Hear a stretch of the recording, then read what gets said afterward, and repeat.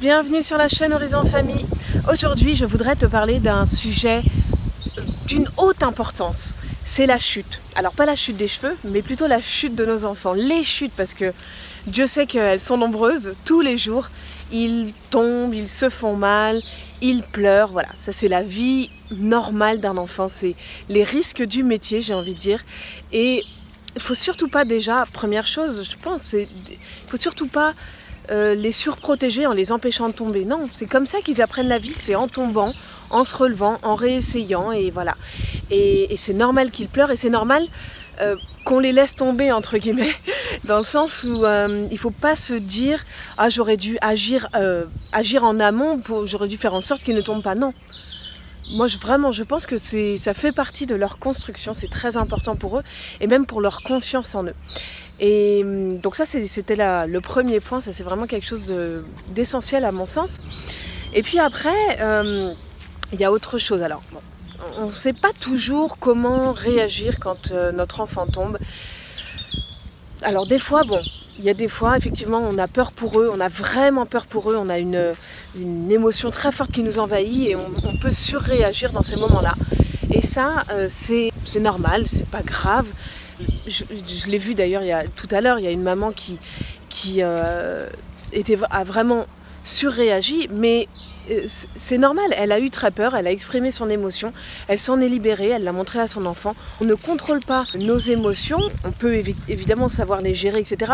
Des fois, elles nous échappent, c'est ce qui est arrivé à cette maman. Ça m'arrive aussi des fois, il ne faut pas se le reprocher. Donc déjà, ça c'est un premier cas. Et il y a d'autres cas dans lesquels on a peur de trop en faire et de conforter du coup notre enfant dans sa douleur, dans le fait qu'il a mal, et on a peur que il exagère du coup, qu'il en rajoute parce qu'on va dans son sens.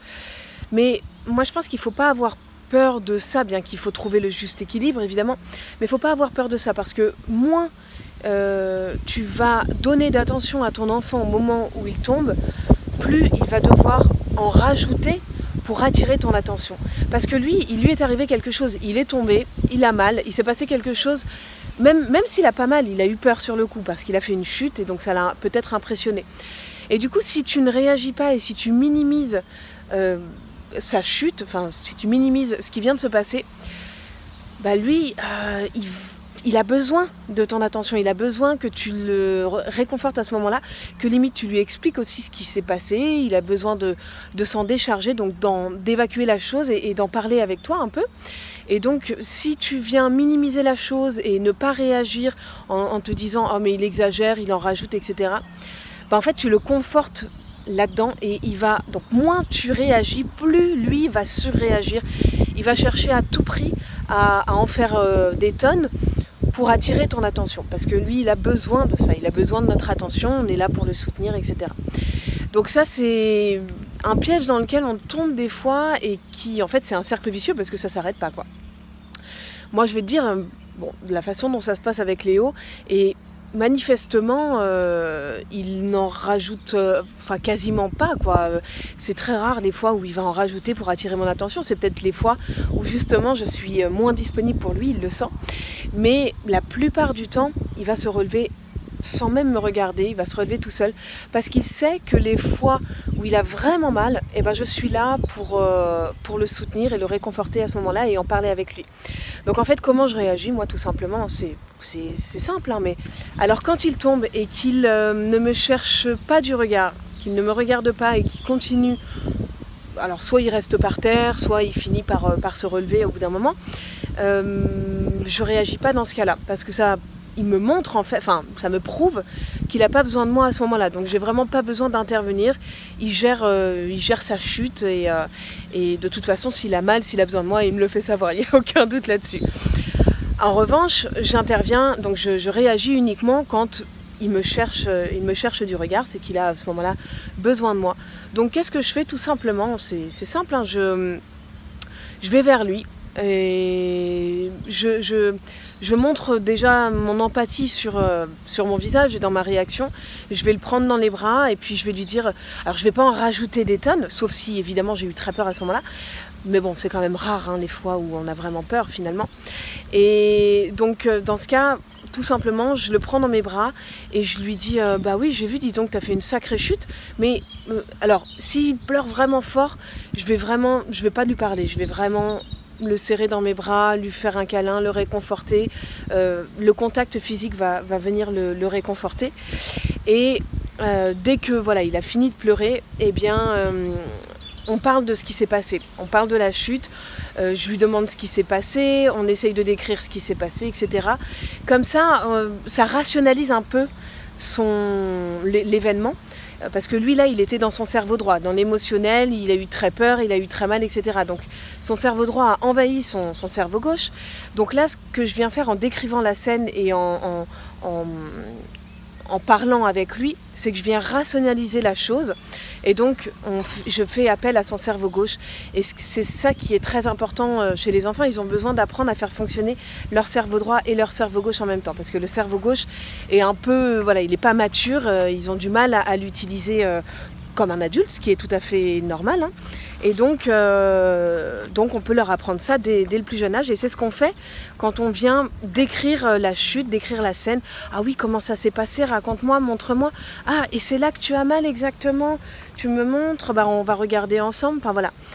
Et puis donc pour finir, une fois qu'on a bien parlé de la chose, qu'on a fait le tour, que je sens qu'il est apaisé, parce que parler justement ça va aussi venir l'apaiser. Et donc à ce moment-là, bah, là pour le coup je détourne son attention, je redirige son attention vers autre chose. Hop, on remonte à cheval des fois parce que il aime bien, voilà, il a compris ce qui s'était passé, il est tombé, il a compris pourquoi il est tombé et donc du coup il a envie de réessayer cette fois sans tomber.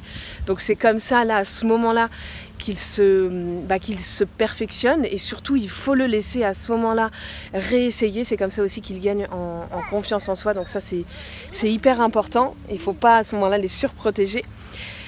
Et sinon, bah voilà, si je sens qu'il ne veut pas réessayer, il n'y a évidemment aucune obligation, c'est lui qui décide hein, de toute façon. Et donc dans ce cas, bah, j'essaye plutôt de le tourner vers autre chose. T'es où mon petit chat? Ouais. J'essaye plutôt de le rediriger vers autre chose pour qu'on tourne la page et que voilà, on passe très simplement à autre chose. Et vraiment, comme je le disais Léo, du fait de ma réaction qui se passe comme ça, donc la plupart du temps, c'est très rare les fois où il en rajoute. C'est vraiment quand je me montre pas disponible pour lui et qu'il a besoin de mon attention à ce moment-là. Et donc je le sais et je lui apporte cette attention parce que c'est un véritable besoin chez les enfants. Mais sinon, la plupart du temps, ça passe très vite et des fois, il ne fait même pas appel à moi, il ne me cherche même pas du regard parce que si vraiment il a besoin, il sait que je suis là. Donc voilà un petit peu, je voulais te partager cette manière de faire parce que c'est vrai qu'on ne sait pas toujours si on réagit bien. On se pose mille et une questions sur ça et puis en plus, c'est quelque chose qui arrive tout le temps, tous les jours avec nos enfants. Ce sont des casse-cou, mais c'est comme ça qu'ils se construisent et c'est important de les laisser faire, de les laisser tomber. Ça fait vraiment partie de leur construction. Donc il ne faut surtout pas culpabiliser quand notre enfant tombe, etc.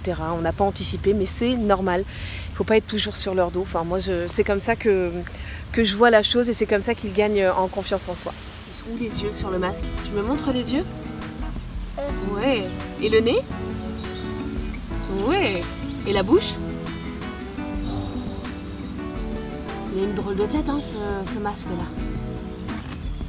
Et est-ce que tu as vu sa main? Ouais, t'as vu un peu? Il est drôlement bien fait, hein? Il est impressionnant un petit peu.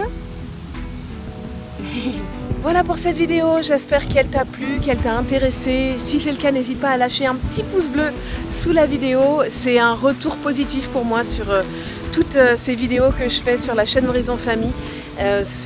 Voilà, ça me fait du bien de voir tous les likes sous les vidéos et puis aussi évidemment des commentaires. N'hésite pas à me poser des questions et puis à échanger avec les autres parents. Tout le monde a des expériences là-dessus et moi je suis curieuse aussi de savoir comment toi tu réagis et quel impact tu constates que ça a sur ton enfant. Donc on se partage tout ça dans les commentaires sous la vidéo. Rendez-vous tout de suite. Sur ce, je te souhaite une excellente journée et je te donne rendez-vous très vite sur la chaîne Horizon Famille.